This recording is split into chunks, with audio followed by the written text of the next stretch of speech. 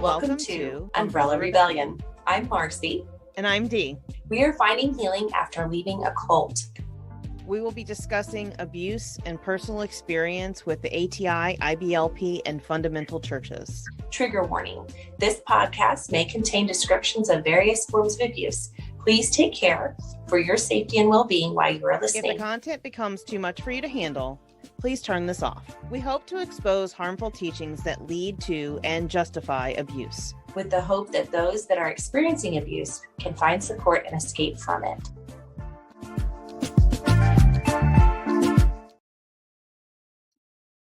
Oh my gosh, I am running late, and geez Louise. Oof. I haven't sat in this corner in a while, so pardon the background. It will, and on the YouTubes, it looks a little different. So I'm simultaneously casting on YouTube, Facebook, and TikTok, 2 different devices. It's been a day. I've been gone all morning, and I had to quickly get on here, and I'm not completely ready, but I'm gonna be. I'm working on being ready, so we can just sit here and chit chat for a little bit while I finish setting up the Culty Book Club. We are going to be talking about. I'm going to be reading. The body keeps the score. I think I need to maybe just have that down a little bit. Oh, this is so frustrating. I'm sorry for making anybody sick. Okay. Does that interfere with that? Not really, but I'm kind of crooked on this one. See, I really needed more time today, apparently. All right. Go that way a little bit. Sorry, you're so. Hello, welcome in. And my lipstick's a little smudged. It's just been a day. Been a day. All right, now I need to get the Kindle reader up. Stop shaking. So we can read this book. And we can get on with Culty Book Club.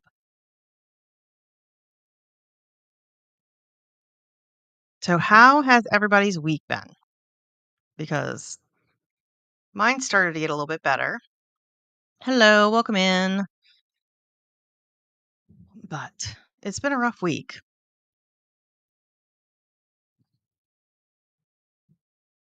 Let's see. I need that up.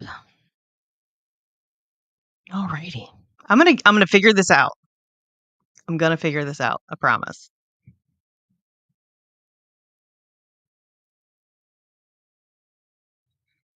Alrighty. Getting the Kindle app up. I'm sorry to hear that you've had a rough week too, but you're in good company.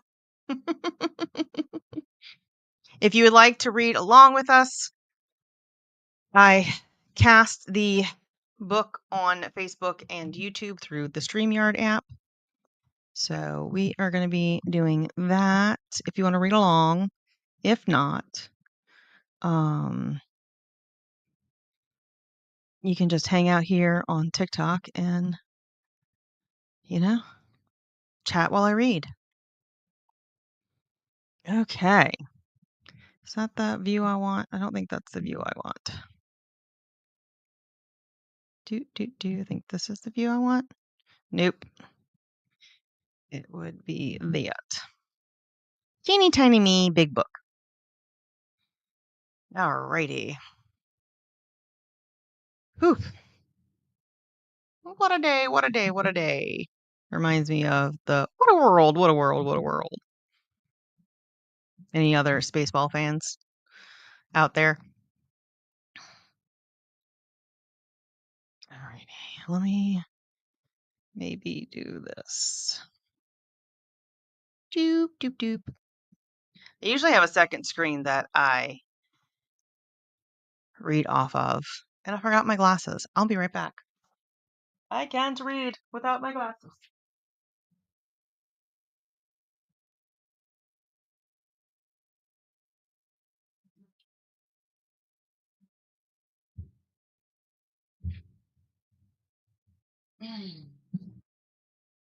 I'm coming. Oh, I'm here. Okay. Whew. You know, ADHD and time blindness. I am experiencing that right now. My sister woke up this morning. It's like, it's a beautiful day, which we don't get very many of those in South Louisiana. So she's like, let's go to the park. I'm like, I got things to do and places to be. She's like, let's just go now. I'm like, okay. So at like 9:30 this morning, we were out and off to the park. And then I know Spaceballs is getting a sequel. I am so excited for that. You have no idea. That's only been what, like 30 years in the making? Oh man. Let's just go ahead and pop that there. Ah, there we go. Now I can see all the things. One of these days, I'm going to have a place where I can have this set up and not have to change things around to be able to live stream. But I'm actually doing it from not my bed today. So that's improvement. All right. Where was I? This just changed my. There we go. That's where I was. All right. Are y'all ready to do this Body Keeps the Score continuation? Y'all ready for me to jump in and read, or do we need to talk about anything? Do we need to get anything out of our systems before we go ahead and dive in? I almost said any prayer requests. You don't do that here. Oh my goodness. I think I might be losing my mind just a little bit. All right, let's just dive in and let's read. I think I'm going to read about 30 to 45 minutes, depending on how I handle this, because the last time I was reading this, I got kind of heavy and it was kind of hard. This book hits me from two different perspectives, though, as a cult survivor and for trauma recovery, and also as a veteran, because this man wrote this book about his experience with with veterans in the mental health space. So I kind of get triggered from two ends of it, so it's kind of interesting. But anyway, we are reading chapter 2 of The Body Keeps a Score. We are on the section called Inescapable Shock. Inescapable Shock. Yes, I can read. Annie, my love, you're here. How are you doing? All right, let's dive in. Preoccupied with so many lingering questions about traumatic stress, I became intrigued with the idea that the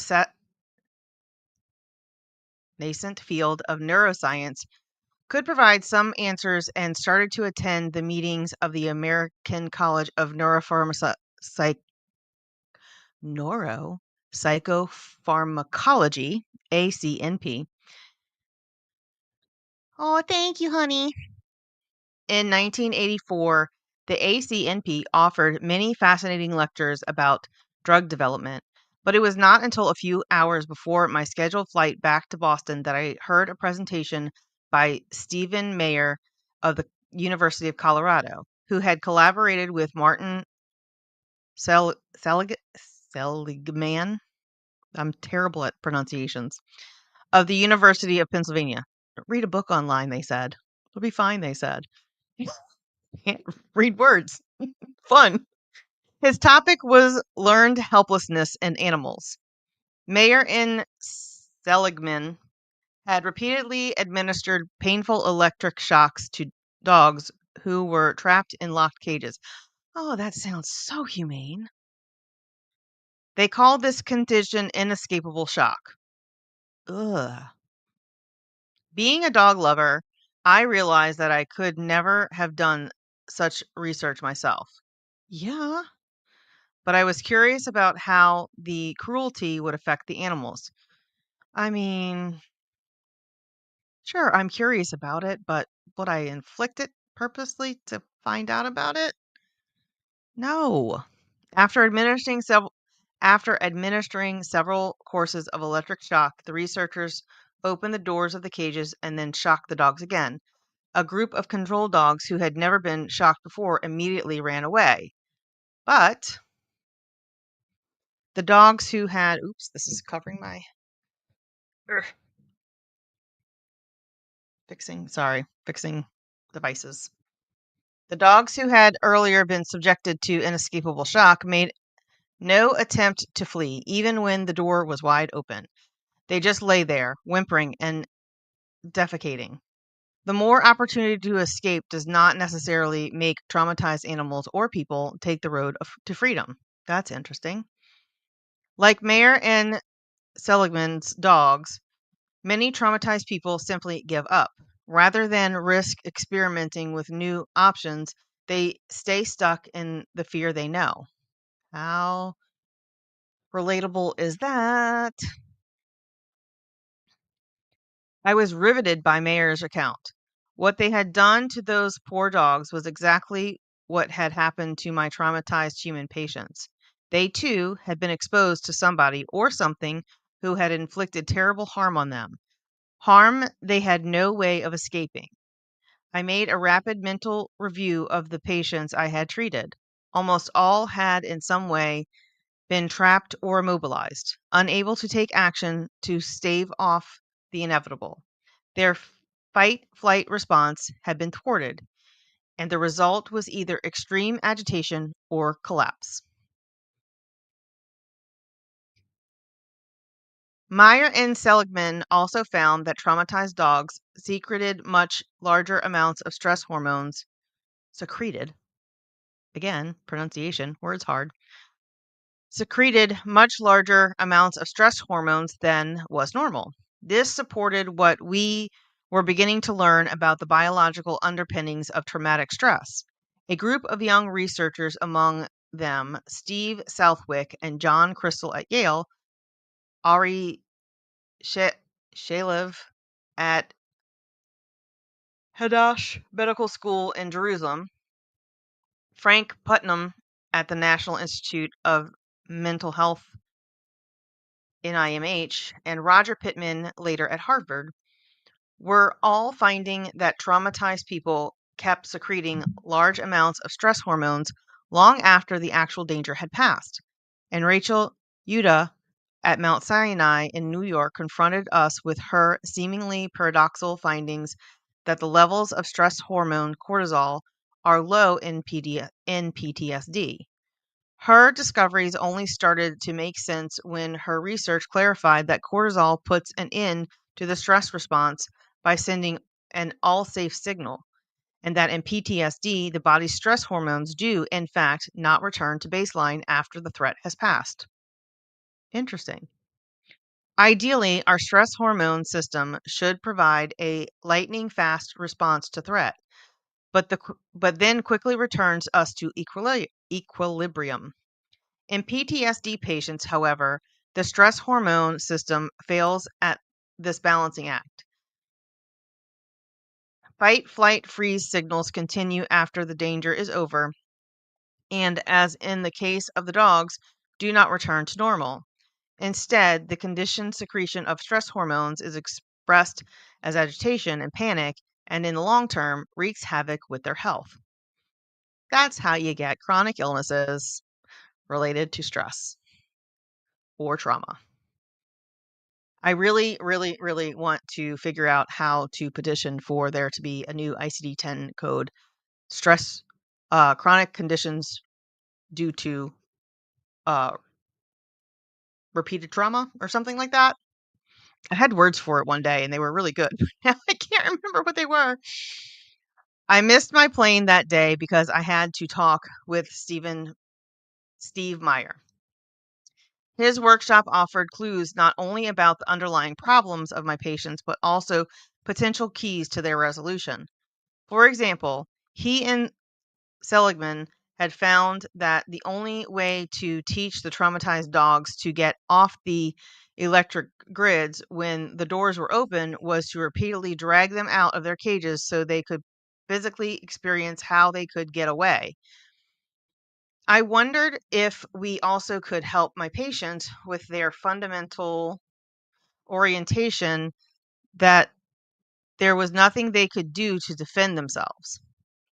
Did my patients also need to have physical experiences to restore a visceral sense of control? What if they could be taught to physically move to escape a potentially threatening situation that was similar to the trauma in which they had been trapped and immobilized? As I will discuss in the treatment part 5 of this book, this was one of the conclusions I eventually reached. Interesting. Further animal studies involved mice, rats, cats, monkeys, and elephants brought more intriguing data. For example, when researchers played a loud, intrusive sound, mice that had been raised in a warm nest with plenty of food scurried home immediately. But another group raised in a noisy nest with scarce food supplies also ran for home, even after spending time in more pleasant surroundings. Scared animals return home, regardless of whether home is safe or frightening. I thought about my patients with abusive families who keep going back to be hurt again. Are traumatized people condemned to seek refuge in what is familiar? If so, why is it possible to help? If so, why?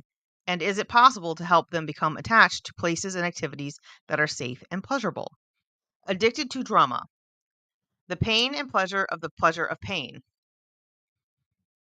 One of the things that struck my colleague Mark Greenberg and me when we ran therapy groups for Vietnam combat veterans was how, despite their feelings of horror and grief, many of them seemed to come to life when they talked about their helicopter crashes and their dying comrades. Former New York Times correspondent Chris Hedges, who covered a number of brutal conflicts, entitled his book, War is a Force That Gives Us Meaning. Many traumatized people seem to seek out experiences that would repel most of us. And patients often complain about a vague sense of emptiness and boredom when they are not angry, under duress, or involved in some dangerous activity. Adrenaline sinking. Oh. My patient Julia was brutally raped at Pew Point in a hotel room at age 16. Shortly thereafter, she got involved with a violent promoter of adult activities who sold her and with whom she abused a variety of illegal drugs. He regularly harmed her with physical stuff. I'm trying to make this YouTube and TikTok friendly. Blazing eyes see all. Oh. That's another one for the list, I'm sure.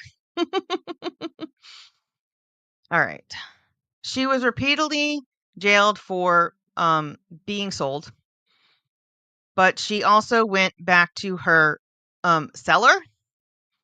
Call it cellar. You know, the guy with a limp, but with a P. Finally, her grandparents intervened and paid for an intense rehab program. After she successfully completed inpatient treatment, she started working as a receptionist and taking courses at a local college.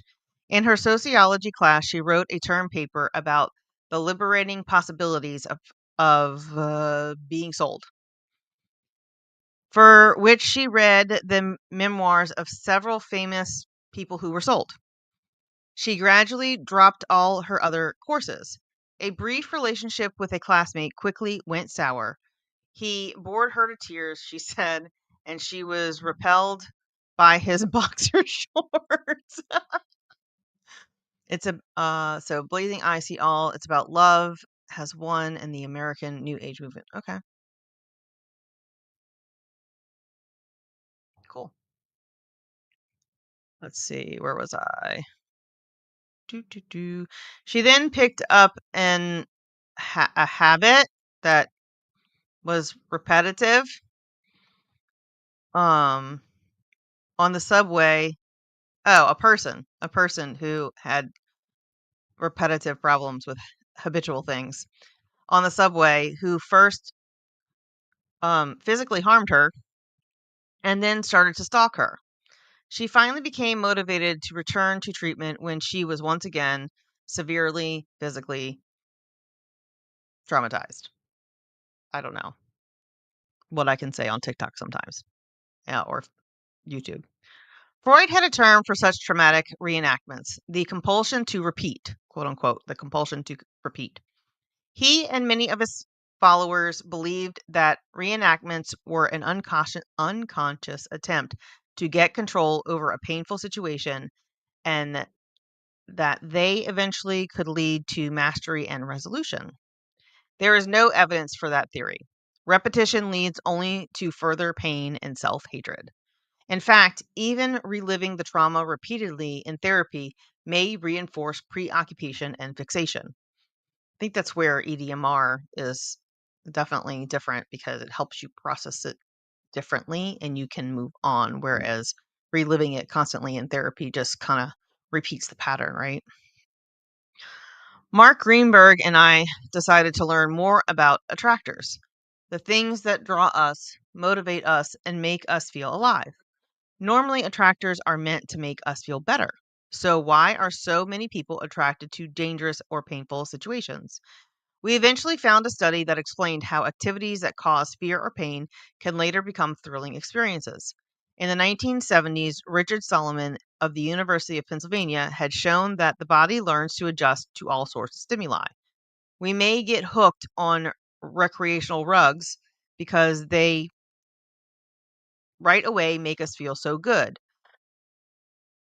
But activities like sauna bathing, marathon running, or parachute jumping, which initially cause discomfort and even terror, can ultimately become very enjoyable.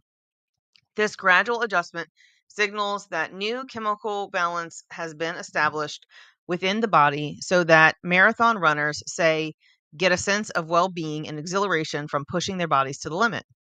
At this point, just as with rug problems, we start to crave the activity and experience withdrawal that isn't when it's not available. Words hard. In the long run, people become more preoccupied with the pain of withdrawal than the activity itself. This theory could explain why some people hire someone to physically harm them or burn themselves with cigarettes, or why they are only attracted to people who hurt them. Fear and aversion, in some perverse way, can be transformed into pleasure. Interesting. Solomon hypothesized that endorphins, like morphine-like chemicals that the brain secretes in response to stress, play a role in the paradoxical addictions he described. I thought of this theory again when my library habit led me to a paper titled Pain in Men Wounded in Battle, published in 1946. Having observed that 75% of severely wounded soldiers on the Italian front did not request morphine, a surgeon by the name of Henry K. Beecher speculated that strong emotions can block pain. Were Beecher's observations relevant to people with PTSD? Mark Greenberg, Roger Pittman, Scott Orr, and I decided to ask 8 Vietnam combat veterans if they would be willing to take a standard pain test while they watched scenes from a number of movies. The first clip we showed was from Oliver Stone's graphically violent Platoon, 1986, and while it ran, we measured how long the veterans could keep their right hands in a bucket of ice water. We then repeated this process with a peaceful and long forgotten movie clip. 7 of the 8 veterans kept their hands in the painfully cold water 30% longer during platoon. We then calculated the amount of analgesia produced by watching 15 minutes of combat movie was equivalent to that produced by being injected with 8 milligrams of morphine, about the same dose a person would receive in an emergency room for crushing chest pain. Huh, interesting. I wonder if that's why all the traumatized women of the world are hooked on true crime. Makes you wonder. We concluded that Beecher's speculation that strong emotions can block pain was a result of the release of morphine-like substances manufactured in the brain. This suggested that for many traumatized people, re-exposure to stress might provide a similar relief from anxiety. It was an interesting experiment, but it did not fully explain why Julia kept going back to her violent cellar of humans. Soothing the brain. In 1985 ACNP meeting what the 1985 ACNP meeting was, if possible, even more thought-provoking than the previous year's session. King's College professor Jeffrey Gray gave a talk about the amygdala, a cluster of brain cells that determines whether a sound, image, or body sensation is perceived as a threat. Gray's data showed that the sensitivity of the amygdala depended, at least in part, on the amount of the neurotransmitter serotonin in that part of the brain. Animals with low serotonin levels were hyperactive to stressful stimuli, like loud sounds, while higher levels of serotonin dampened their fear system, making them less likely to become aggressive or frozen in response to potential threats. Pause one moment. I need to get some water. I'll be back.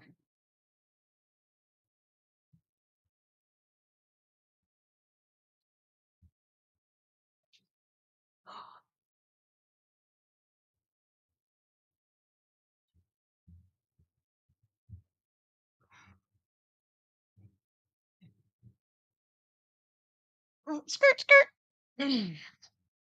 Okay, I'm back.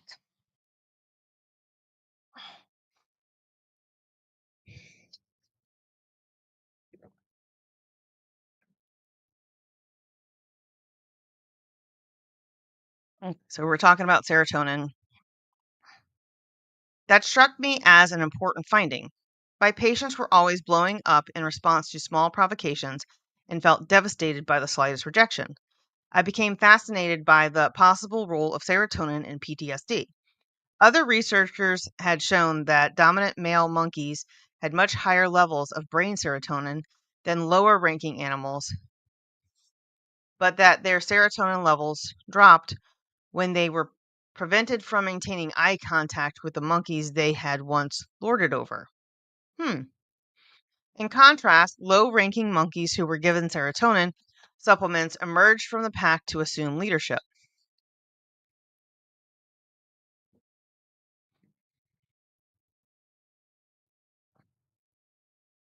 The social environmental interactions with brain chemistry.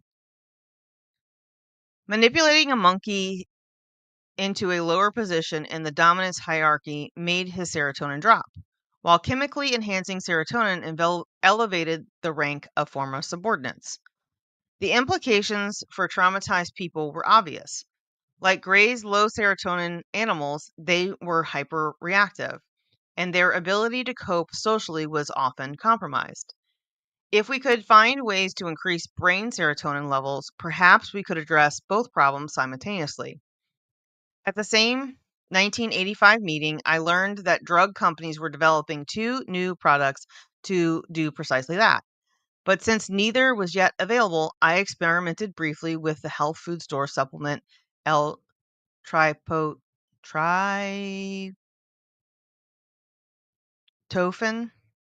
which is a chemical precursor of serotonin in the body. The results were disappointing. One of the drugs under investigation never made it to market.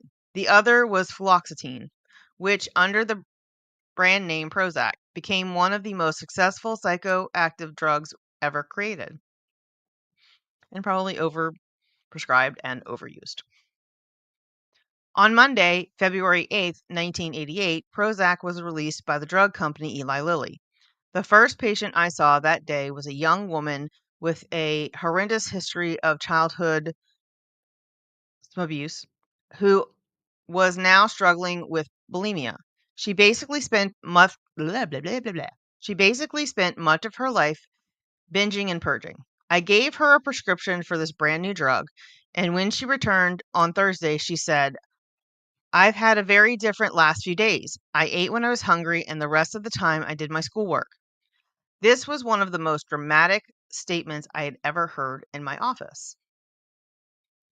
On Friday, I saw another patient to whom I'd given Prozac the previous Monday. She was chronically depressed, mother of 2 school-aged children, preoccupied with her failures as a mother and wife, and overwhelmed by demands from the parents who had badly mistreated her as a child. After 4 days on Prozac, she asked me if she could skip her appointment the following Monday, which was President's Day. After all, she explained, "I've never taken my kids skiing. My husband always does, and they are off that day. It would really be nice for them to have some good memories of having fun together." Oh. This was a patient who had always struggled merely to get through the day. After her appointment, I called someone I knew at Eli Lilly and said,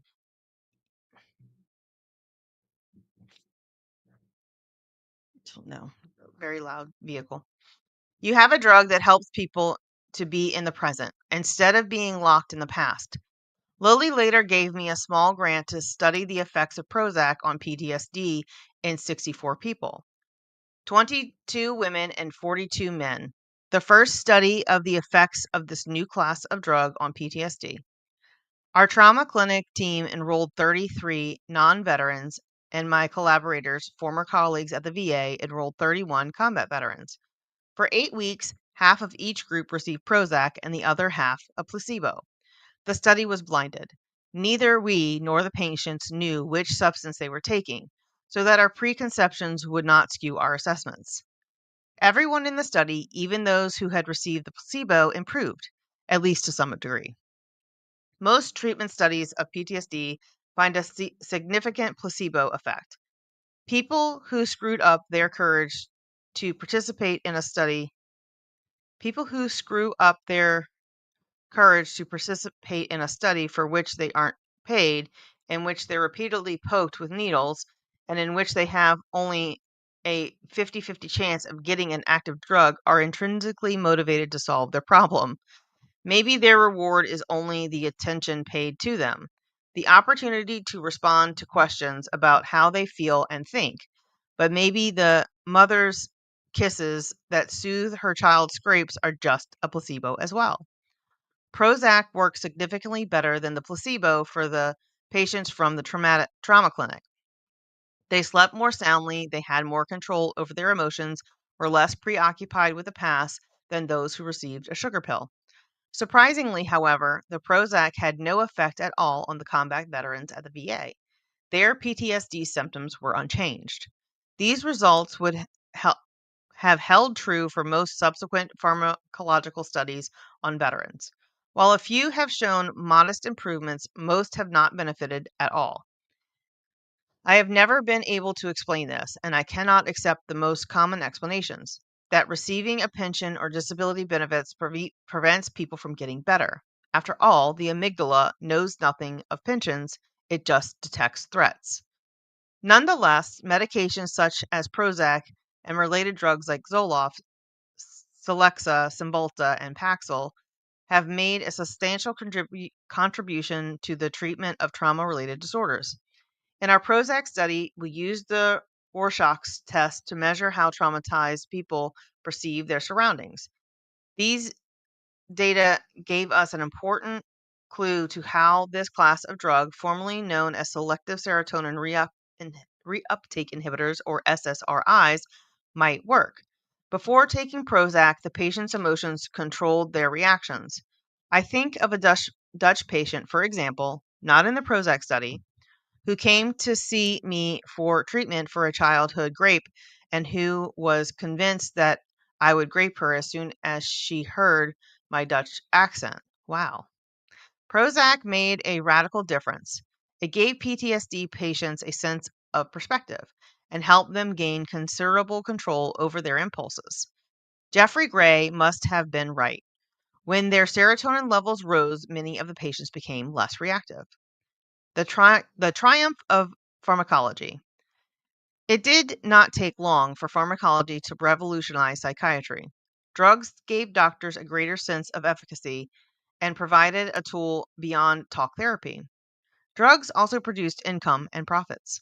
Grants from the pharmaceutical industry provided us with laboratories filled with energetic graduate students and sophisticated instruments. Psychiatry departments, which had always been located in the basements of hospital, started to move up, both in terms of location and prestige. One symbol of this change occurred at MMHC, where in the early 1990s, the hospital swimming pool was paved over to make space for a lavatory, and an indoor basketball court was carved up into cubicles for the new medication clinic. For decades, doctors and patients had democratically shared the pleasures of splashing in the pool and passing balls down the court. I'd spent hours in the gym with patients back when I was a ward attendant. It was the one place where we all could restore a sense of physical well being, an island in the midst of misery we faced every day. Now it had become a place for patients to get fixed.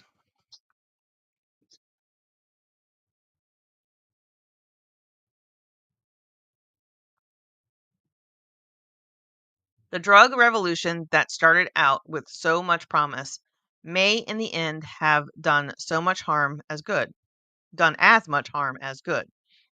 The theory that mental illness is caused primarily by chemical imbalances in the brain that can be corrected by specific drugs has become broadly accepted by the media and the public as well as by medical professionals. In many places, drugs have displaced therapy and enabled patients to suppress their problems without addressing the underlying issues. Antidepressants can make all the difference in the world in helping with day to day functioning. And if it comes to a choice between taking a sleeping pill and drinking yourself into a stupor every night to get a few hours of sleep, there is no question which is preferable. For people who are exhausted from trying to make it on their own, through yoga classes, workout routines, or simply toughing it out, medications often can bring life saving relief.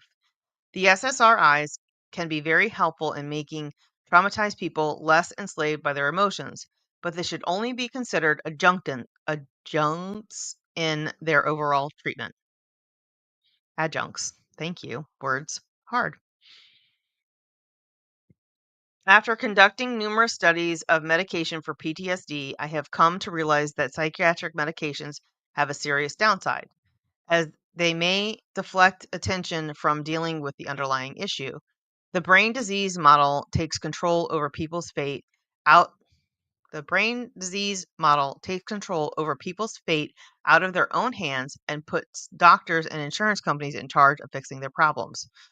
Which we see how that's going in our society. You know, when was this written? I think in the 70s or no, I forget. I have to look that up because my brain keeps forgetting when this was published. Over the past 3 decades, psychiatric medications have become a mainstay in our culture with dubious consequences. Oh, so he didn't publish this back then. He was just talking about his experiences. That's why my brain keeps going back to earlier publication dates. But he's talking about the 90s, so I have no idea when this was published. I keep forgetting. Let's see. Over the past 3 decades, psychiatric medications have become a mainstay in our culture with dubious consequences. Consider the case of antidepressants. If they were indeed as effective as we have been led to believe, depression should by now have become a minor issue in our society. Instead, even as antidepressant use continues to increase, it has not made a dent in hospital admissions for depression. The number of people treated for depression has tripled over the past 2 decades, and 1 in 10 Americans now take antidepressants. The new generation of antipsychotics, such as Abilify, Risperdal, Zyprexa, and Seroquel, are the top-selling drugs in the United States. In 2012, the public spent $1,526,200 no, $1,526,228,000.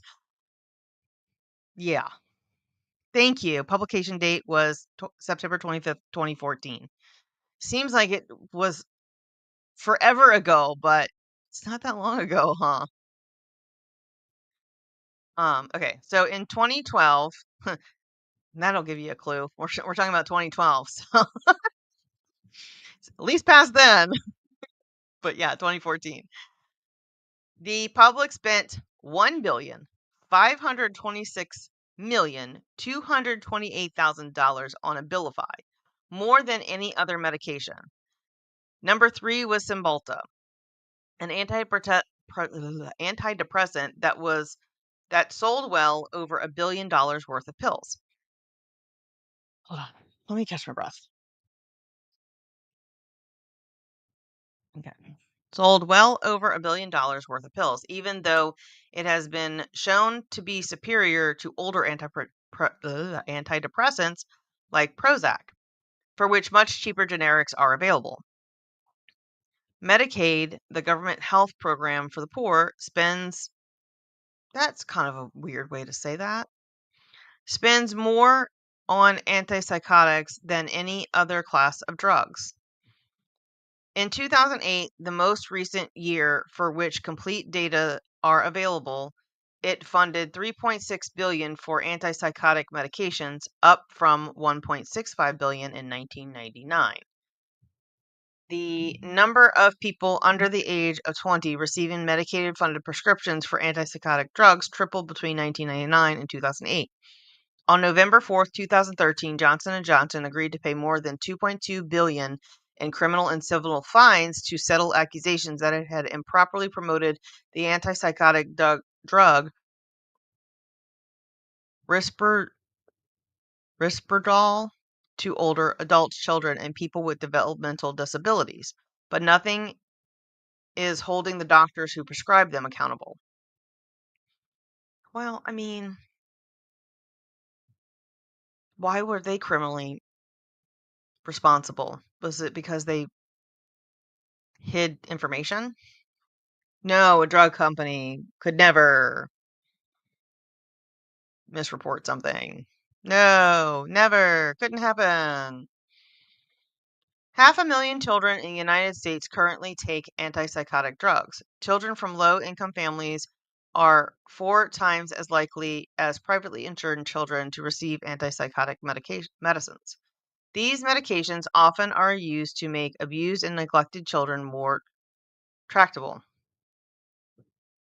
In 2008, 19,045 children aged 5 and under were prescribed antipsychotics through Medicaid. Wow, that is young.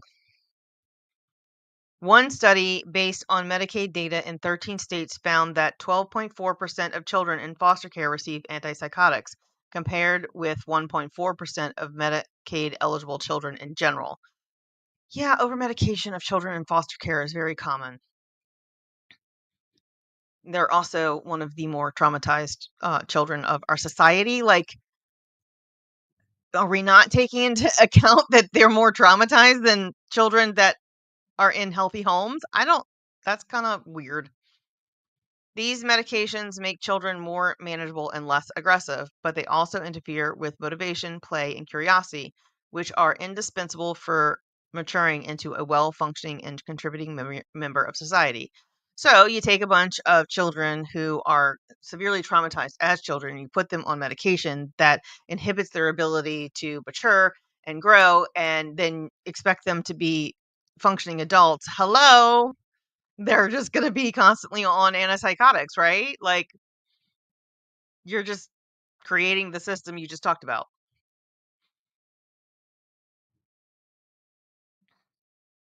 Children who take them are also at risk of becoming morbidly obese and developing diabetes. Well, yeah, lack of motivation kind of does that to you. Meanwhile, drug overdoses involving a combination of psychiatric and pain medications continue to rise. Excuse me, YouTube, and I said the real word, sorry. And TikTok, sue me. Educational purposes, da da da da. We're reading a book. Because drugs have become so profitable, major medical journals rarely publish studies on non drug treatments of mental health problems. Yeah, I'm sure the companies also pay people to not say things that, won't benefit them too. Practitioners who explore treatments are typically marginalized as alternative. Studies of non-drug treatments are rarely funded unless they involve so-called manualized protocols, where patients and therapists go through narrowly prescribed sequences that allow little fine-tuning to individual patients' needs. Mainstream medicine is firmly committed to a better life through chemistry, and the fact that we can actually change our own physiology and inner equilibrium by means of other drugs is rarely considered. Mm, good point, blue light. The meds also make you want to eat more and slow metabolism. I have some meds that have done the opposite. They slow my metabolism, but they also make me not want to eat. It's weird. It's crazy how drugs can interfere with your whole entire body system. Go figure. All right. I don't know how much longer this. Oh, good. We're almost done. Okay. Let me just finish this chapter and then we can have a discussion and hang out for a little bit. Adaptation or disease. The brain disease model overlooks four fundamental truths. One, our capacity to destroy one another is matched by our capacity to heal one another. Interesting. Restoring relationships and community is central to restoring well being. Two, language gives us the power to change ourselves and others by communicating our experiences, helping us to define what we know and finding a common sense of meaning. Three, we have the ability to regulate our own psychology, including some of the so-called involuntary functions of the brain, of the body and brain, through such basic activities as breathing, moving, and touching. And four, we can change social conditions to create environments in which children and adults can feel safe and where they can thrive. When we ignore these quintessential dimensions of humanity, we deprive people of ways to heal from trauma and restore their autonomy. Being a patient rather than a prescriptant is one in one's healing process separates suffering people from their community and alienates them from an inner sense of self. Given the limitations of drugs, I start to wonder if we could find more natural ways to help people deal with their post traumatic responses. I think, for me, what I have found is that community is essential and important when it comes to processing and healing from trauma. And without community and support, we are often delayed and hindered in our ability to um process and heal, right?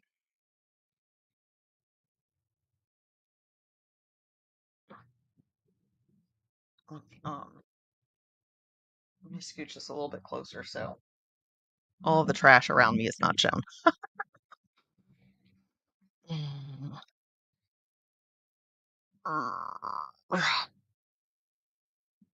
A little better. Oh my goodness.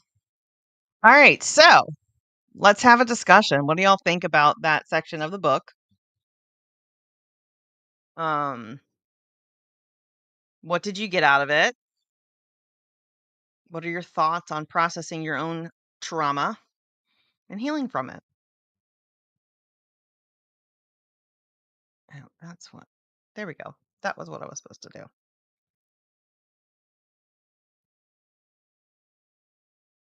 I think for me lately, um, trying to find a purpose outside of just existing has been very important. Although, this podcast does help me some with my health. It's been kind of hard to be consistent with it. Oh, I got it. Blue light. I understand. Um, the replay will be on YouTube if you want, and Facebook if you want to go catch up. But, one of my things I have on my mind a lot lately, being a disabled veteran and seeing the state of our world right now and how veterans are being continually neglected by our government is my desire to want to find a solution to homeless veterans or houseless veterans. And I have a business model and social support model in my brain. I just don't know how to make it come to fruition. It's a model where it won't be just dependent on donations. It will also generate income and job opportunities for the unhoused and be able to create basically their own ecosystem to be able to thrive and potentially create almost their own support community complex, right? But it also will provide a means for income and for possibly profit sharing. So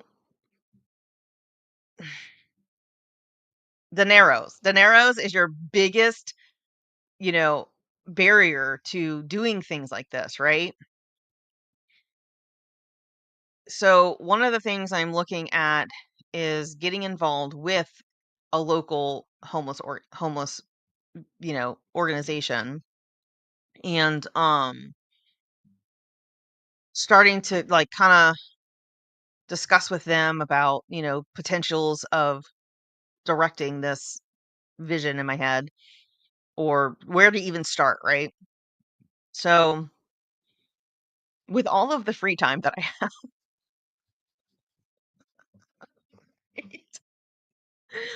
um, and Blue Light says veterans and soldiers alike are treated like a number. Absolutely. Absolutely. We are basically just a cog of the wheel when we're in the military, and then when we're out of the military, we're a drain on resources.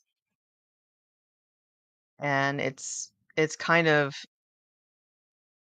it's frustrating to see our own government treat us like that, but also the way that society reviews disabled veterans who are getting compensation for their disability is quite alarming to me. I guess I really until recently hadn't been exposed to that as much, but connecting with different veterans on different, you know, social media, and seeing how they are treated by outsiders and seeing people on platforms like TikTok talking about disabled veterans in a way that is derogatory, and acting like they don't deserve compensation for the way they broke their bodies is kind of disheartening.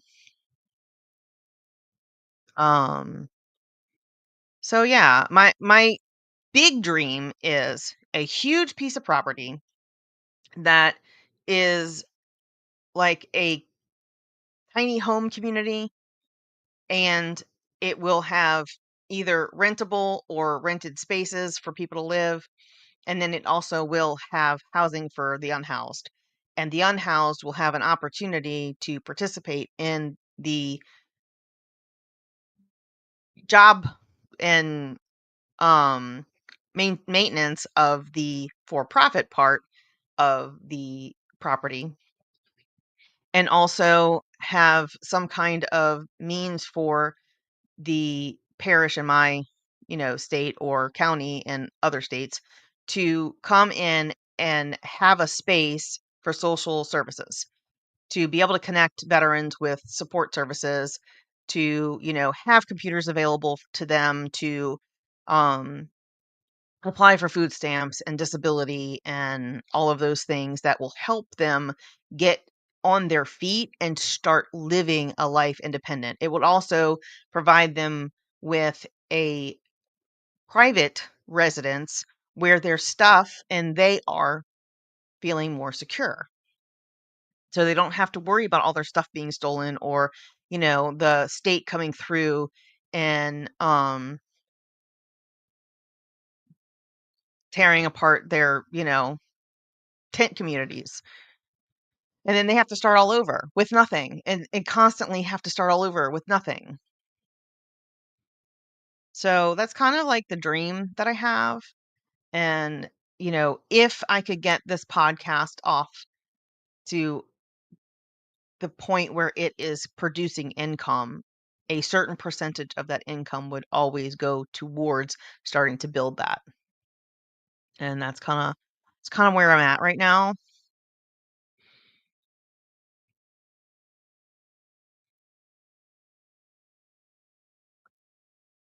All right.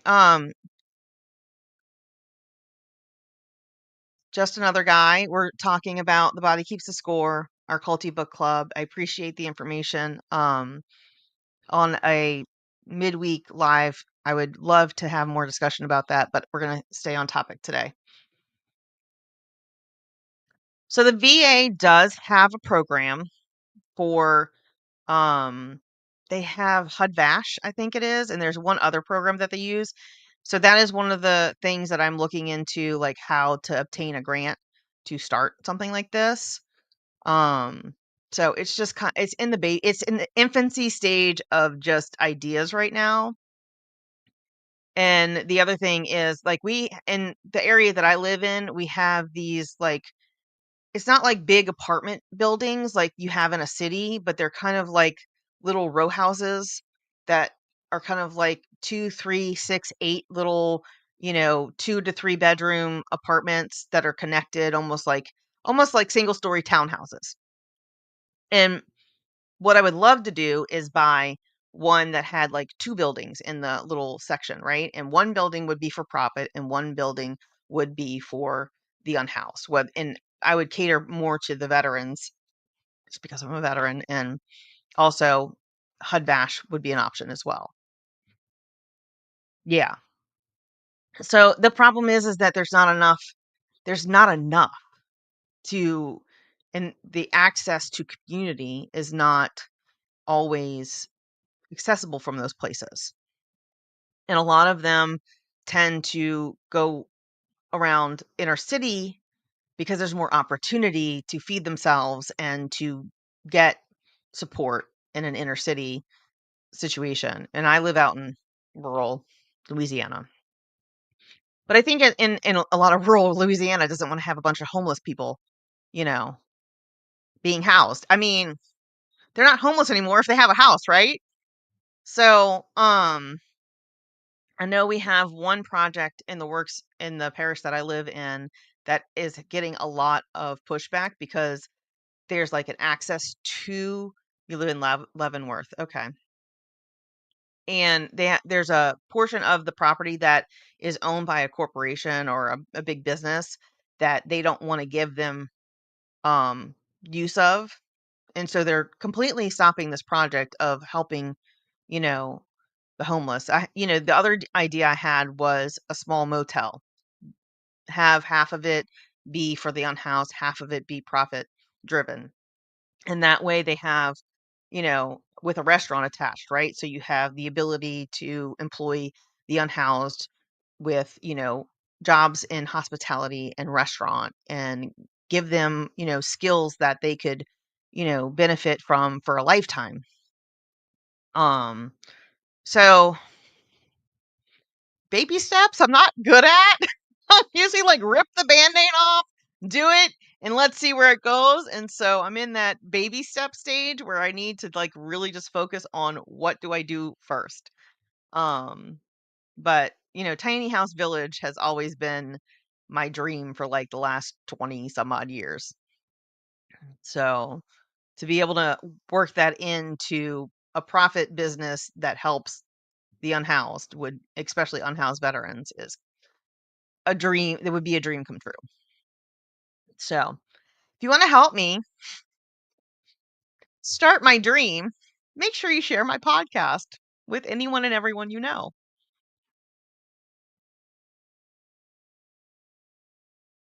So it looks like we don't have anybody, that wants to really talk about the book. So I'm going to go ahead and end the live stream on YouTube and Facebook. But if y'all want to come chat on TikTok for a little bit, I'll stay here and we can talk about whatever. So if somebody hasn't told you today or ever, I am proud of you. So